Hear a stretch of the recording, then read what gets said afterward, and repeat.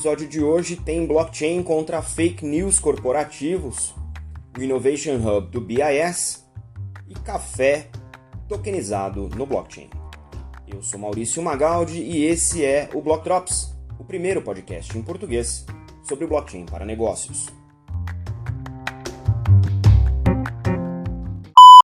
As notícias que você ouve aqui não têm qualquer vínculo com o meu trabalho atual, não configuram nenhuma forma de patrocínio, propaganda ou incentivo para o consumo e têm o foco exclusivamente educacional para o mercado.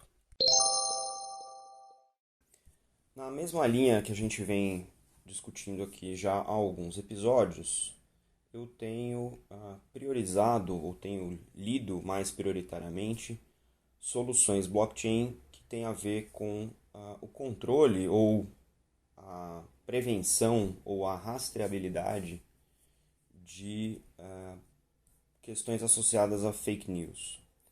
E eu trago aqui para vocês essa semana uma nota de uma fabricante de software francesa chamada WizTopic, que anunciou uma parceria com a Euronext Corporate Services, que é uma subsidiária da Bolsa Europeia Euronext, e vai oferecer uma opção para os seus clientes, uma certificação feita numa plataforma blockchain que combate as fake news para as empresas que estão listadas nessa bolsa. Um press release pode ser manipulado e copiado e alterado e, obviamente, se circulado amplamente, mais rápido do que o press release original desejado pela companhia, ele pode gerar variações no preço da ação, podendo prejudicar as companhias que são listadas na bolsa.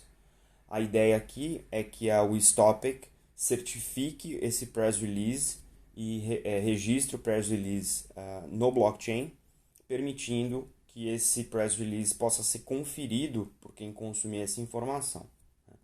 A ideia aqui, obviamente, é evitar que a informação de uma origem não certificada seja amplamente divulgada e prejudique o desempenho da ação naquela bolsa.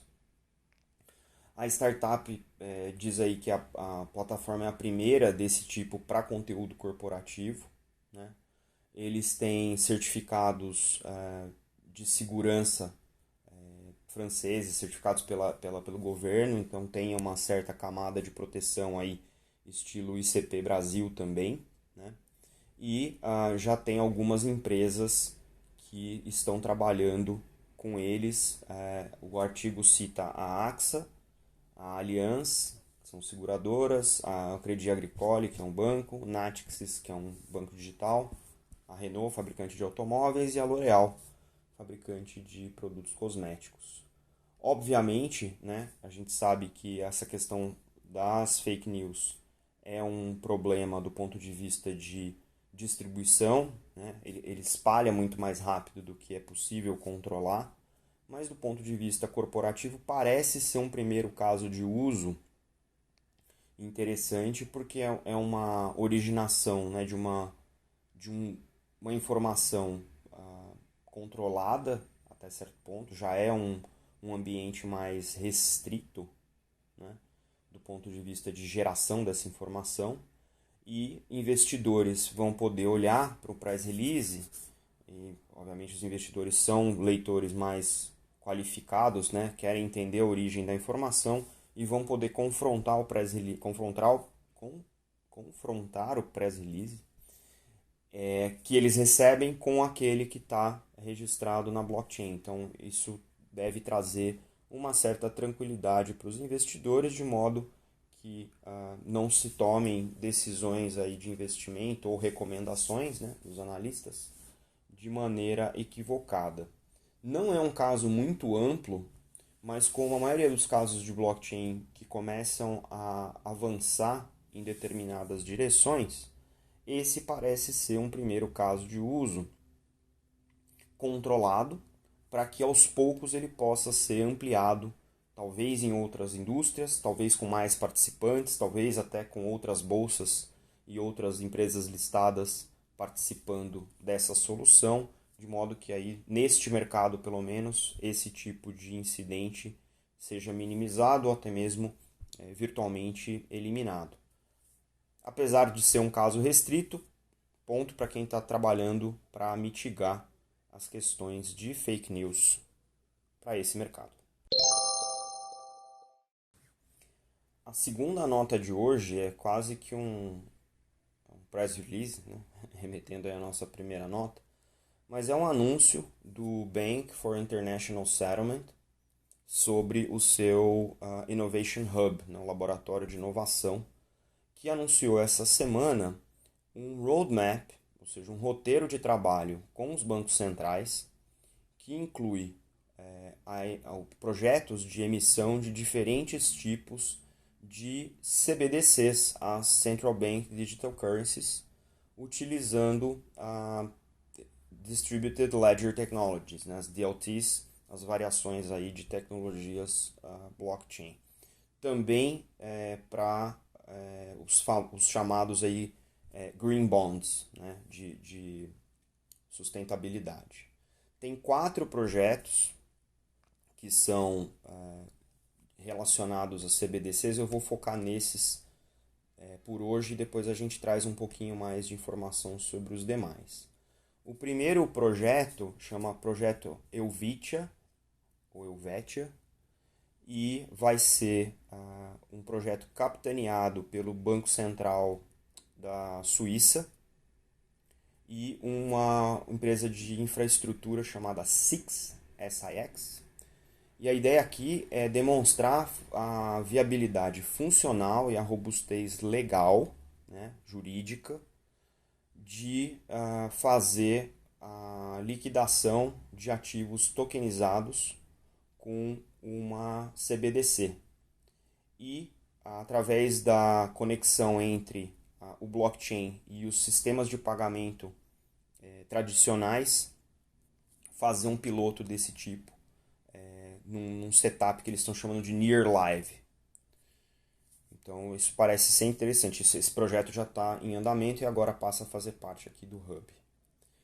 O próximo é a plataforma para liquidação de pagamentos internacionais utilizando várias CBDCs. Esse é um caso de uso que a gente já ventilou aqui no podcast. E a ideia aqui é explorar justamente esse funcionamento no qual os bancos centrais vão poder emitir múltiplas CBDCs e os bancos regulados e os serviços de pagamento vão poder usar essa plataforma como uma plataforma comum, permitindo compra, troca, transação e até o saque, né, dessas diferentes moedas digitais de bancos centrais. Esse projeto vai ser lançado ainda. Tem um próximo projeto que eles chamam de Multiple CBDC Bridge. Aqui a ideia é pegar um projeto que está acontecendo na Autoridade Monetária de Hong Kong e o Banco da Tailândia, o Banco Central da Tailândia, que aí é justamente a transferência de fundos e pagamentos, são de atomic payments, são micropagamentos, para liquidar essas transações em moeda estrangeira. O projeto aqui está buscando criar esse corredor, essa rede de corredores, para fazer a facilitação desses pagamentos cross-border, né, entre os bancos centrais. Já está em andamento também dentro do Innovation Hub. E o último de CBDC que eles trazem aqui é o CBDC do varejo, né, do uso comum do dinheiro digital. E aqui é um estudo para entender os benefícios e os desafios das arquiteturas de distribuição de moeda digital no varejo através dos bancos comerciais, através dos serviços de pagamento. E aqui é um projeto de investigação para 2 modelos, né? Um é o que eles chamam de Hybrid CBDC e o outro é o que eles chamam de Private CBDC. São 2 desenhos. No link da Ledger Insights tem os desenhos para vocês darem uma olhada, mas a ideia aqui do híbrido é que você tenha o Banco Central e uma camada de distribuição desse CBDC através dos bancos comerciais, por isso que é híbrido, né? Tem um Banco Central e tem os bancos comerciais, e tem o que eles chamam de Private CBDC, que é a emissão através de Banco Central diretamente. Muito interessante esse progresso dessa discussão, a gente vem trazendo constantemente as notícias de CBDC, é interessante para a gente que tem um Banco Central brasileiro interessado em lançar isso e, obviamente, vamos ficar de olho aqui nesse tipo de notícia para vocês. E a última nota de hoje é uma nota brasileira sobre a Minasul, que é uma cooperativa de produtores de café em Minas Gerais, que está lançando a sua criptomoeda. A ideia aqui é que essa criptomoeda ela seja lastreada pelo depósito de sacas de café nas cooperativas, nos depósitos da cooperativa, da Minasul, e esse lastro permite a emissão dessa moeda digital, dessa criptomoeda, e essa moeda pode ser utilizada em compras nas lojas da cooperativa. Na sequência, a Minasul ambiciona também negociar essa moeda em bolsa, listar ela nas exchanges e, obviamente, para facilitar todo o processo de produção do café, também permitir o rastreamento do café em blockchain. A gente já discutiu aqui inúmeros casos de blockchain aplicado à rastreabilidade dos mais variados tipos. O café é um deles. A ideia aqui é rastrear o café do campo até a moeda, conforme diz aí o diretor da Minasul, o Luiz Henrique Albinati. A primeira fase do projeto começou em setembro de 2020, né?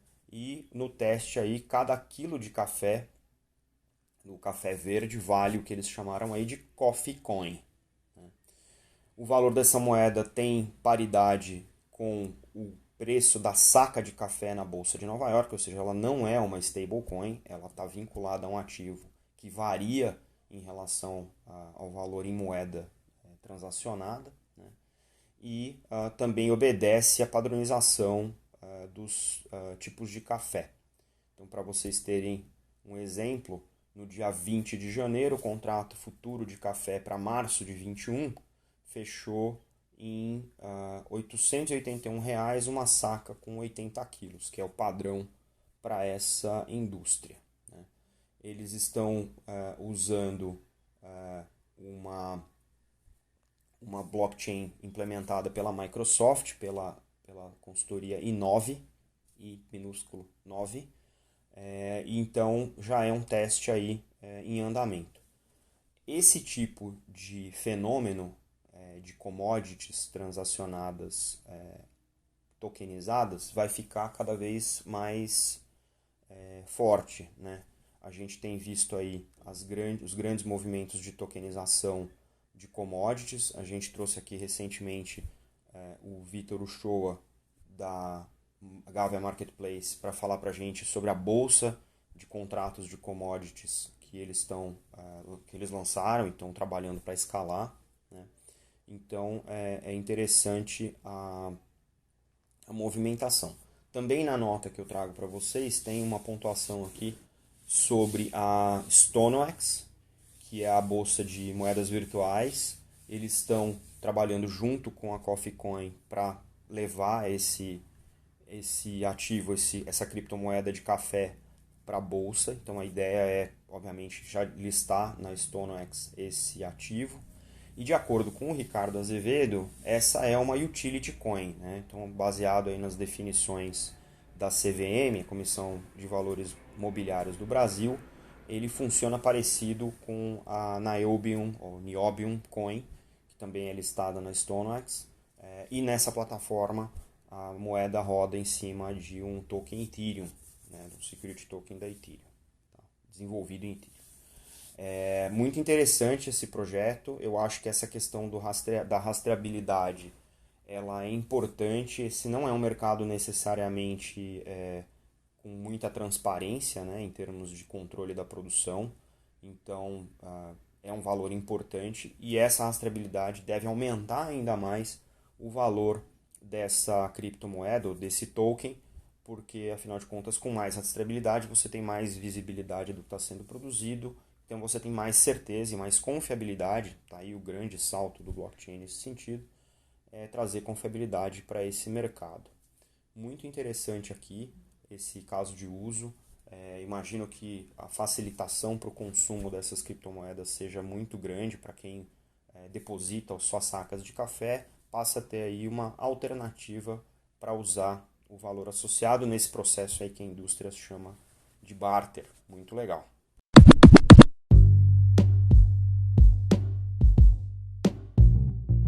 Você pode ouvir o Block Drops Podcast nas plataformas Numis, Google Podcasts, Apple Podcast, Spotify e Anchor FM. Entre em contato conosco através do e-mail blockdropspodcast@gmail.com, no Instagram Block Drops Podcast e no Twitter Block Drops Pod.